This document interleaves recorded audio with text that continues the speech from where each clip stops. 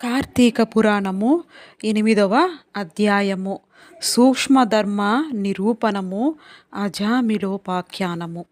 వశిష్ఠ మునీంద్ర, నా మనస్సులో గొప్ప సందేహం కలిగినది. ఆ సందేహమును తెలిపెదను, దానిని నశింపజేయుము. మీరు నాకు ధర్మ సూక్ష్మమును చెప్పితిరి. పాతకములలో గొప్పవానిని చెప్పినారు. వర్ణ సంకర కారకములైన మహాపాపములను చేసిన దుర్జనులు వేదత్రయోక్తములైన ప్రాయశ్చిత్తములను చేసుకొని పరిశుద్ధులగుదరని ధర్మశాస్త్రములందు చెప్పబడి ఉండగా, మీరు ధర్మలేశము చేతనే పరిశుద్ధులై విష్ణులోకమును పొందుదురని చెప్పినారే, అది ఎట్లు సంభవమగును? ఓ మునీశ్వర, అనంత పాతకములు చేసి ఈ పాపములు గొప్పవనియు వీటికి ప్రాయశ్చిత్తములు చేయించుకొనవలననియు తెలిసిన అట్లు చేయక దైవవశము చేత సంభవించి కార్తీక దీపదానాది పుణ్యముల వలన వైకుంఠమునకు పోవుట ఎట్లు సంభవించును? వజ్రపర్వతమును గోటి కొన చివరి భాగము చేత చూర్ణము చేయుటకు సఖ్యమగున?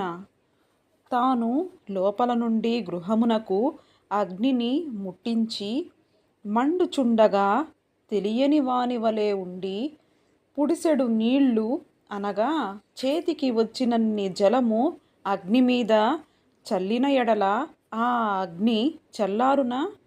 మహానది ప్రవాహములో స్వయముగా పడి కొట్టుకొని పోవుచు గడ్డి పరకను ఆధారముగా చేసుకొనిన దరికి చేరునా?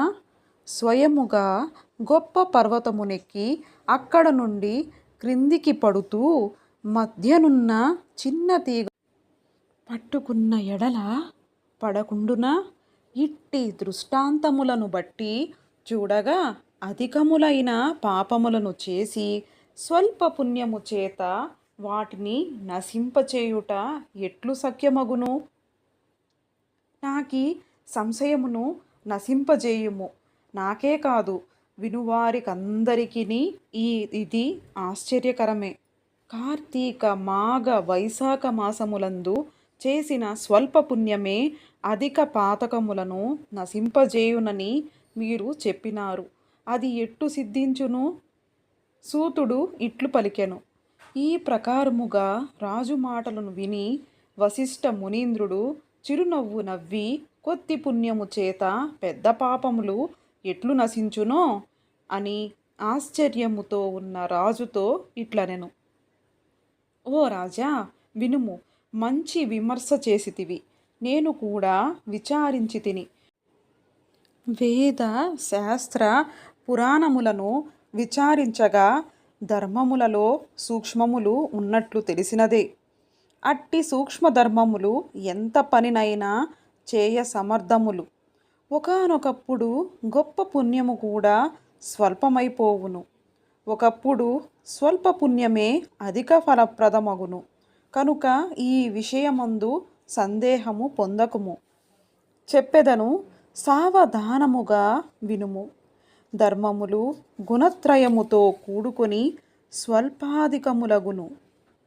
గుణములు సత్వము, రజస్సు, తమస్సు అనునవి మూడు. ఈ మూడు గుణములను ప్రకృతి వలన కలిగినవి. ప్రకృతి అనగా మాయ. అందులో సత్వగుణము వలన చేయబడిన ధర్మమును సూక్ష్మమందురు. ప్రాయశ్చిత్తములన్నీయు తపస్సు వలన, కర్మకాండ అంతయు రజోగుణము వలన కలిగినవి. తిరిగి జన్మ ఇచ్చునవి. తమోగుణము వలన చేసిన ధర్మము తామసమనబడును. ఇది నిష్ఫలము. ఇందులో సత్వగుణముతో చేయబడిన ధర్మమును సూక్ష్మమని నీకు చెప్పితిని.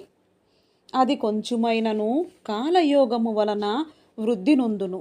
దేశమనగా పుణ్యక్షేత్రము, కాలమనగా పుణ్యకాలము, పాత్రమనగా యోగ్యుడైన బ్రాహ్మణుడు. ఈ మూడు విధముల యోగ్యతను విచారించక విధిరహితముగాను మంత్రరహితముగాను చేయు దానాధికములు తామసము అనబడును. ఇది గొప్పదైన సర్వ పాపనాశన సామర్థ్యం కలది కాదు. ఓ జనక మహారాజా, దేశ కాల పాత్రములను విచారించి చేసిన ధర్మము అక్షయమై మోక్షహేతువగును. ధర్మము అధికమో స్వల్పమో కాలమును బట్టి విచారించి నిశ్చయించవలెను. కర్మ పద్ధతి జ్ఞేయము అనగా కర్మసరిని ఇట్టిదని నిశ్చయించుటకు వీలులేదని భావం. అట్లు దేశకాల విచారణ చేసిన ధర్మము వలన సుఖమును పొందుదురు. కాబట్టి జ్ఞానము చేతగాని అజ్ఞానము చేతగాని దేశకాల పాత్ర విచారణతో చేసిన శర్మము అక్షయ ఫలము ఇచ్చును. ఇందుకు సందేహము లేదు. పర్వతము ఎత్తున కట్టెలను పేర్చి అందులో గింజంత అగ్నిని ఉంచిన ఎడల ఆ కట్టెలన్నీయు బూడిదయగును. గృహములోని చీకటిని చిన్న దీపమును వెలిగించిన నశించును. చిక్కగా ఉన్న బురద నీటిలో ఎంతకాలము స్నానము చేసిననో చివరికి నిర్మల జలమందు ఒకమారు స్నానమాచరించిన ఎడల ఆ మురికి పోవును. అట్లే అల్పపుణ్యము చేత అధిక పాపములు నశించగలవు. అజ్ఞానము చేతగాని జ్ఞానము చేతగాని చేసిన పాపములు అధికములు కాని స్వల్పములు కాని హరినామ సంకీర్తనము వలన నశించును. మహిమ తెలియక చేయబడినదైనను హరినామ సంకీర్తనముచే పాపములన్నీయు వెదురు పొదలను అగ్నివలే దహించును. పైన చెప్పిన విషయమై ఒక కథను చెప్పెదను వినుము. పూర్వకాలమందు కన్యాకుబ్జమను క్షేత్రమందు వేదాంగ పారంగతుడై సత్వనిష్ఠుడను ఒక బ్రాహ్మణుడు కలడు. ఆ బ్రాహ్మణునకు పతివ్రతయు ధర్మాత్మురాలు అగు భార్య కలదు. వారిరువురకు చివరి కాలమున అజామిలుడను ఒక కుమారుడు పుట్టెను. అజామిలుడు దురాచారుడును దాసీభర్తయు హింసకుడను నిత్యము దాసీ సాంగత్యమందు ఆసక్తి గలవాడై ఉండెను. అట్టివాడు స్వల్ప పుణ్యము చేత అనగా తెలియక చేసిన హరినామ సంకీర్తనము వలన తరించెను. ఆ అజామిలుడు ప్రవర్తించిన ప్రకారం ఎట్లనిన్న అజామిలునకు యవ్వనము రాగానే ఒక దుష్ట బ్రాహ్మణుని ఇంటలో ఒక దాసియున్నది. దానితో సంగమము చేసి దాని యందు ఆసక్తుడై తల్లిని తండ్రిని విడిచి కామాతురుడై దానితోనే జలపానము భోజనము శయనము జరుపుచు వైదిక కర్మలను విడిచిపెట్టి కామశాస్త్ర ప్రవీణుడై ఆలింగన చుంబనాది కర్మముల యందు ఆసక్తి కలవాడై దాసీతోనే నిరంతరము కాలము గడుపుచుండెను. ఆ అజామిలుడు ఇట్లు కులాచార భ్రష్టుడైన కారణమును బంధువులందరూ అతనిని గృహము నుండి వెళ్ళగొట్టిరి. అజామిలుడు ఆ యూరిలోనే ఒక చండాలుని ఇంటిలో నివాసము చేసుకొని నిత్యము దాసీతో గూడి కుక్కలను పుచ్చులను వేసి మృగములను పట్టుకొనుచు వాటిని వెంటబెట్టుకొని అరణ్యమునకు పోయి పశువులను పక్షులను మృగములను చంపి వాటి మాంసమును భుజించుచు కాలము గడుపుచుండెను. ఇట్లుండగా ఒకనాడు ఆ దాసి కళ్ళు త్రాగుదామని ఆశతో తాటి చెట్టెక్కి కొమ్మ విరిగి క్రిందపడి మృతి పొందెను. తరువాత అజామిలుడు భార్యను చూచి తన ప్రాణముల కంటే అధిక ప్రియమైనది కనుక చచ్చిన శవమును తన ముందు ఉంచుకొని వికలుడై బహుశోకించి తరువాత దానిని కొండ గుహయందు పారవేచి ఇంటికి పోయెను. తరువాత అజామిలుడు యవ్వనవంతురాలైన దాని కూతురును చూచి పాపాత్ముడు గనక తన పుత్రికైన నీతిని విడిచి దానితో చిరకాలము సంభోగించి సుఖించెను. తరువాత అజామిళునకు ఆ కూతురియందు కొందరు పుత్రులు కలిగి నశించిరి. అందు చివరివాడు మాత్రం మిగిలియుండెను. వానికి నారాయణ అను నామకరణము చేసి అజామిళుడు నడుచున్నప్పుడును కూర్చున్నప్పుడును జలపానకాలమందును భోజనము చేయునప్పుడును తిరుగుచున్నప్పుడును పుత్రపాసము చేత బద్ధుడై నిరంతరము ఆ నామము పలుకుచుండెను.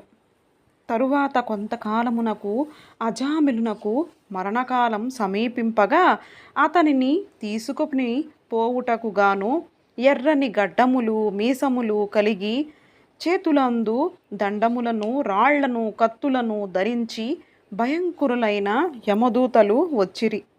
అజామిళుడు తనను తీసుకొని పోవచ్చిన యమదూతలను చూచి భయపడి పుత్ర స్నేహము చేత దూరం అందులోనున్న కుమారుని నారాయణ నారాయణాయని పిలిచెను. ఆ పిలుచునప్పుడు భయము చేత దీన స్వరముతో పెద్దగా ఓ నారాయణ అని పలుమార్లు పిలిచెను. రాజా దైన్యముతో కూడి నారాయణ నామ సంకీర్తనమును మరణకాలమందు అజామిళుడు చేయగా అది విని యమదూతలు ఆలోచించి దగ్గరకు రావెరచి దూరముగా పోయి భయముతో నుండిరి. అంతలో తేజోవంతులైన విష్ణుదూతలు వచ్చి యమదూతలను చూచి, ఓయి ఈ అజామిళుడు మావాడు గాని మీవాడు కాదని పలికిరి. రాజా ఆ విష్ణుదూతలు పద్మముల వలె విశాలమైన నేత్రములు కలవారు, పచ్చని పట్టుబట్టలను ధరించిన వారును, పద్మమాలాంకృతులను, కిరీటవంతులను, కుండలదారులను, మంచి మాలికలు, వస్త్రములు, ఆభరణములు గలవారును, 4 చేతులు గలవారును, సుందర దేహులను, శంఖ చక్రములను ధరించిన వారును, తమ కాంతి చేత దేశమంతయు ప్రకాశింపజేయువారును అయి ఉండిరి. ఇట్టి విష్ణుదూతలను చూచి యమదూతలు ఇట్లనిరి, మీరు ఎవ్వరు? కిన్నెరుల, సిద్ధుల, చారుణ్ల, దేవతల అని అడుగగా యమదూతలను ధిక్కరించి విష్ణుదూతలు అజామిళుణ్ణి తమ పుష్పక విమానములో ఎక్కించుకుని తమ లోకమునకు తీసుకొని పోవు కోర్కె గలవారై ఇట్లు పలికిరి. మిగతా కథ 9వ అధ్యాయములో కొనసాగించబడినది. మీకు గనక కార్తీక పురాణములోని ఈ 8వ అధ్యాయం గనక నచ్చినట్లయితే లైక్ చేయండి, షేర్ చేయండి, సబ్స్క్రైబ్ చేసుకోండి. మరిన్ని మిగతా కార్తీక పురాణ అధ్యాయాలతో మళ్ళీ కలుద్దాం. Thank you for watching.